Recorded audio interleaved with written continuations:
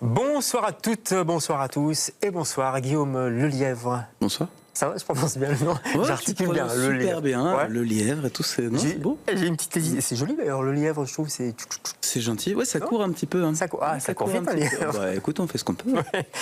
Mais je pourrais dire aussi German Lola parce que c'est un petit peu le projet, quoi, le projet musical.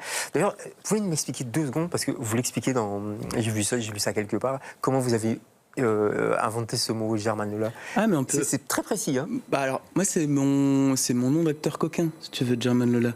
D'accord. Acteur coquin. Alors, c'est-à-dire que. En fait, c'est assez simple à trouver. On peut le faire pour vous, si tu veux. Ouais, vas-y. Je peux me permettre de te tutoyer, ça me ferait vraiment du bien. Si tu veux. Ok. Alors, c'est quoi le nom de ton premier animal de compagnie? Ouf. Belle. Belle. Et ton deuxième prénom, si t'en as un? Paul. Paul Belle. Grosse classe. Okay. Grosse classe. Il y a Paul Mirabel, c'est déjà pris, mais ouais, Paul ouais, mais Paul Belle, tu vois. Donc c'est donc il faut prendre le nom de son chien, c'est ça? Le nom de ton premier animal de compagnie et ton deuxième prénom. D'accord. En régie, ils sont tous en train de le faire là pour l'instant. Ouais, allez-y, chez vous, je vous invite, chez vous. Ouais. Amusez-vous. Donc German Lola, on va dire ça. Musicien, compositeur, performeur évidemment. Sorte de western intérieur rongé par le désir et le manque. J'ai lu ça dans le dossier de presse. C'est terrible. Hein. Il va falloir expliquer ça pendant l'émission. Terrible. Bah, on en parle on peut en parler. De cet album. Enfin, avant ça, 3 petites questions quand même. Vous n'y échapperez pas. Vous êtes prêts? Questionnaire de Proust, vous répondez du tac au tac. Guillaume, si vous étiez un sentiment, vous seriez quoi? Le désir.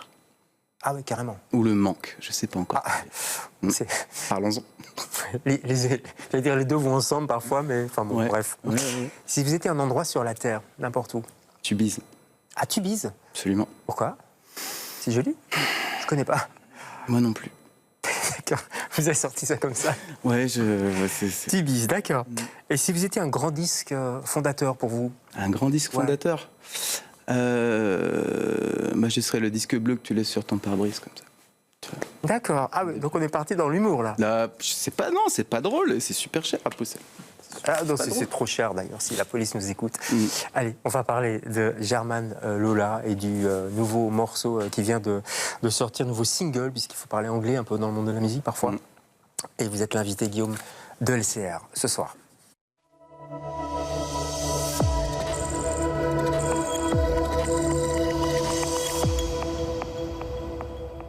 Je trouve ça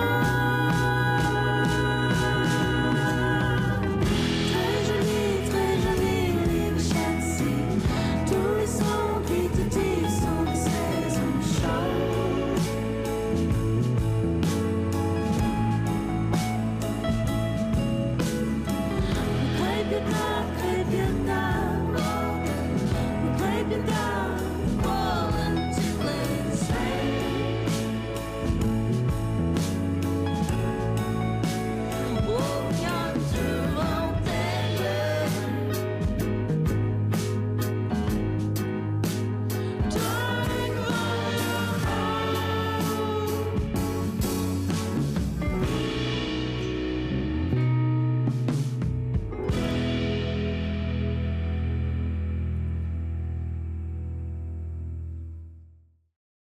C'est très joli. C'est le titre du morceau, mais c'est très joli aussi. Non, franchement, nouveau single qui sort là, ce vendredi. Ouais, demain. Exact. Alors, j'ai lu, je sais pas, mais j'ai lu que vous l'avez écrit quand vous n'aviez plus de voix. Alors. Expliquez ça. Alors, ouais, en fait, c'est juste que très joli, c'est vraiment un morceau qui est hyper collectif. C'est-à-dire C'est-à-dire qu'en fait. Donc c'est un morceau qui est né pendant une résidence qu'on faisait avec le Supervelt Orchestra, dont on va parler après, qui est un collectif d'artistes avec lequel on travaille. On va peut-être voir une photo d'ailleurs derrière vous du Supervelt. Des 4 Lascars avec vous. Ouais, c'est des fous, ils sont bizarres. Hein. Ouais, ils sont très bizarres, mais ils sont gentils. Hein. Ils sont gentils, ils mordent pas. Betty, elle a changé de coupe de cheveux depuis, ça c'est important de le dire. On a fait la chanson il y a un moment. C'est dommage, c'était pas mal quand même ça. Mais la nouvelle est bien aussi. Hein. Je le dis parce que elle nous écoute peut-être. Elle va mal le prendre. Donc vous n'aviez plus de voix. C'est ça. Donc absolument, j'ai perdu ma voix pendant 3 bons mois en fait. C'était pour un chanteur, c'est bizarre parce que identitairement, etc. C'est vraiment, tu te demandes un petit peu si ça va revenir ou pas, etc. Ça, c'était un petit peu compliqué.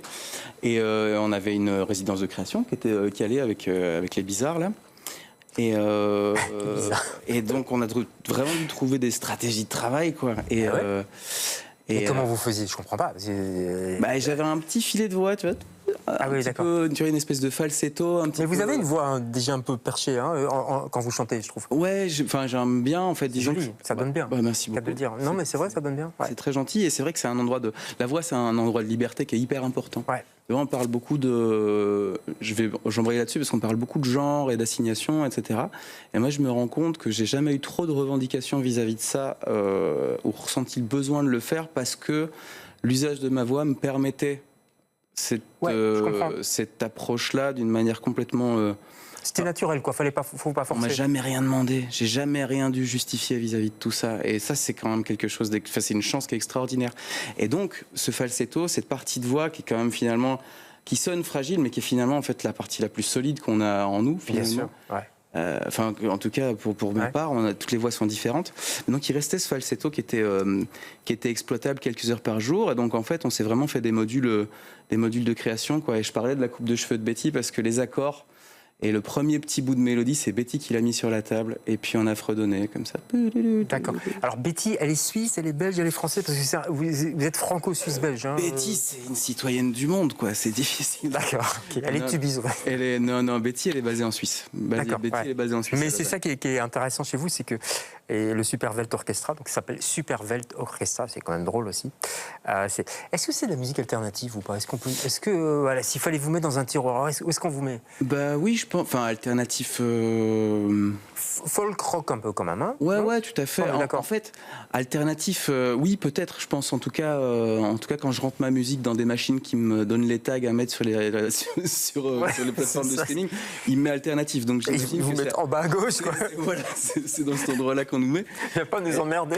Non, mais il y a vraiment, c'est vraiment faire. Hein, et c'est intéressant quand même, comme à fond. Regard froid et tout. Enfin, je trouve ça intéressant à prendre. Mais ouais, on est clairement de ce côté-là. Après, il y a quand même vraiment la volonté de garder quelque chose qui soit vraiment accessible. Ouais. En fait, cette équipe-là, je pense que tous, on a quand même un certain amour une certaine estime pour ce qu'on va appeler le divertissement un petit peu. Enfin, il y a quand même quelque chose où je pense que c'est un mot qui ne doit pas forcément être péjoratif. Le German Lola, le but du jeu, c'est d'essayer d'en faire quelque chose de divertissant. Ouais. Puis on s'amuse, vous vous amusez quand même aussi. Ouais. Et il y a des choses qui passent. Vous avez fait la partie de Dominique A, tout ça. Je veux dire, c'est là, c'est un peu plus sérieux, quoi. On s'amuse bien avec ça. Et il y a un côté cinématographique. On va regarder un clip. Vous parlez de la fragilité. Là, ça s'appelle Fragile d'ailleurs. C'est pas Sting. Hein, Vous n'avez pas eu d'ennui avec Sting par hasard? Non, on l'a rencontré, mais on n'a pas eu de soucis. Il avait une sacrée gueule de bois, le garçon. C'est vrai? Sérieux? Ouais. Vous avez rencontré Sting? Ouais. Enfin, ce qui restait de lui à ce moment-là, mais c'était bien. C'était super bien. Bon, allez, on va arrêter là. On regarde Fragile, votre Fragile à vous. Et là, on est parti dans un road movie. Regardez.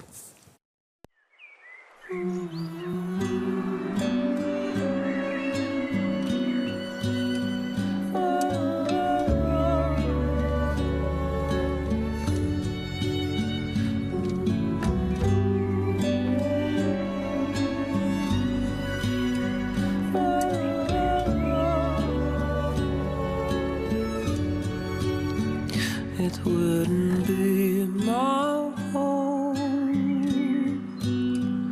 if you could stay around. Why don't I force you? Plain as you are. Why do I always fall?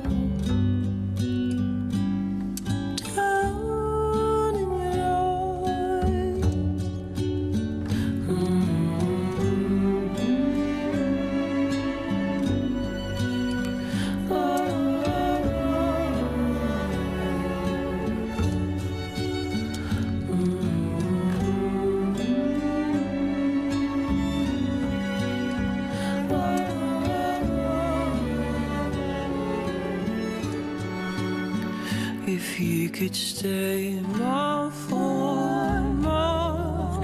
But he knows it all. You would run, age and I'm for says I'm for but I'm for two.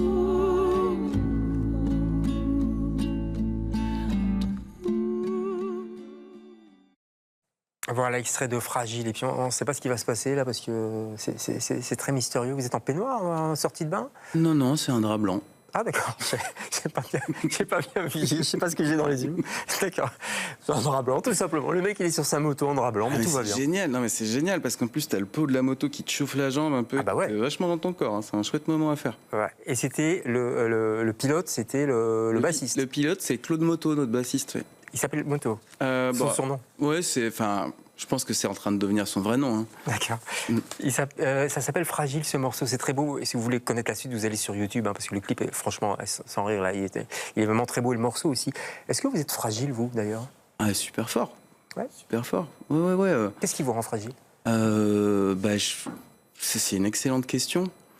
Non, c'est une excellente question. Ou même. Allongez-vous, on va en discuter. Ouais. Non, c'est une vraie. Je suis hyper content. Pardon. Ouais, en même temps, on n'a pas 2 heures, donc. Non, c'est clair. Ce qui me rend fragile, mais je pense Ouais. un peu comme tout le monde. Un jour, je vais mourir. Ouais. Ah bah, Et en même temps, c'est cette certitude absolue qui me rend fragile, mais c'est cette fragilité qui me rend incroyablement fort aussi, je pense. Et ça, c'est quelque chose qu'on partage tous. Ouais. En fait, c'est ça qui. Enfin, tu vois. ouais, on est en train de plomber cette émission. Non, c'est pas triste. Non, bah, c'est la vie. Hein. Bah ouais. L'industrie musicale. Moi, je pensais que vous alliez me dire ça m'énerve aussi un peu parce que c'est compliqué quand même, franchement, maintenant de se faire une place, etc. Ouais. Comment vous la vivez, vous, justement, quand on est dans ce courant un peu alternatif? Comment ça se passe? C'est intéressant. C'est la fin d'un monde, d'une certaine manière. Ouais. Ou en tout cas, clairement, enfin, il faut Il y pas. a des clins d'œil à l'IA là dans votre premier clip. Là, c'était important de. C'était important de le faire, ouais. Pourquoi? C'était important de le faire parce que c'est la fin d'un monde. Je pense qu'en tout cas, en tant que sans parler d'industrie musicale, etc. Parce que ça, c'est encore vraiment autre chose. Et je pense que c'est un terme qu'on maîtrise plus vraiment très bien. Que moi, je comprends plus forcément non plus. Ça nous dépasse. Ouais. Dans mon... C'est juste que j'y trouve plus forcément. Je vois plus très bien dans quelle place je peux m'intégrer là-dedans. Enfin, tu vois, c'est vraiment quelque chose comme ça. Mais non, il y a de l'IA dans le premier parce que justement, je pense que vis-à-vis de ces choses-là, on a vraiment une place à trouver. Qu'on le veuille ou non, ces choses-là arrivent, elles sont là, on va cohabiter avec ça. Il y a toute une partie de la population qui est extrêmement emballée par ça. Ce qui n'est pas forcément mon cas, mais j'aurais pas forcément envie de mettre ma tête dans un sac à côté de ça. Et disons que je pense que l'enjeu, en tout cas sans parler d'industrie, pour la posture de créative qu'on peut avoir envie de prendre dans la société, c'est de comprendre quelle est la nature de cette forme d'intelligence-là, pour mieux comprendre qu'est-ce qui nous singularise, quelle chose qu'est-ce qu'on a à apporter en fait vis-à-vis de cette chose avec laquelle on va vivre. C'est ça. Donc pas faire semblant que ça n'existe pas, l'accepter et puis se positionner. Et se positionner. Et c'est pour ça que c'était important de l'avoir dans ce clip-là. C'est que si tu veux, il y a vraiment un message là-dedans. C'est juste ces 2 personnes qui se regardent, qui éprouvent des sensations l'une pour l'autre. Et en fait, c'est la seule chose qui est vraie finalement dans cette vidéo-là. Ouais. Tout le reste, c'est une espèce d'explosion d'informations factices, de post-réalité. Enfin, on est dans un nouveau paradigme avec ça. Hein. Donc, complètement. Le clip parle de ça. On va aller le revoir, ce clip. Est-ce qu'il est sorti? Parce que c'est une première mondiale, hein, quand même. Ici. Alors, il sort demain. Il sort demain. Ouais. Voilà. Donc, on est. Merci pour cette première mondiale. Merci à vous de m'inviter. Grâce à BX1. Et puis, il y a plein d'autres morceaux aussi. Vous avez une chaîne YouTube, je crois. Donc, je me suis amusé là, ce matin à aller grappiller un petit peu dans vos clips parce que c'est très joli. On peut peut-être voir d'ailleurs un court extrait de Super Latex. Ouais. Déjà, le nom me fait rire aussi. C'est un live là, parce que vous faites du live, ça c'est important aussi. Ouais. Live, mais un live un peu organisé. On va regarder très rapidement, si c'est possible, en régie. Je n'ai plus peur de toi, mais comme je ne te veux pas que du bien. Parfois j'y pense que je plie.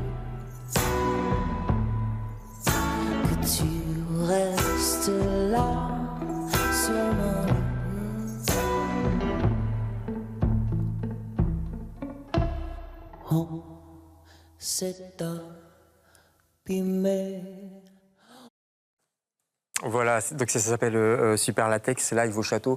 Très rapidement, c'est quoi? Enfin, je veux dire, l'organisation de ça, c'était que... Non, c'est... en fait, on boucle on prend une date avec des copains et puis on se dit qu'on va faire quelque chose, quoi. Mais en gros, ça, c'est vraiment... C'est une formule qu'on aime bien exploiter. C'est vraiment...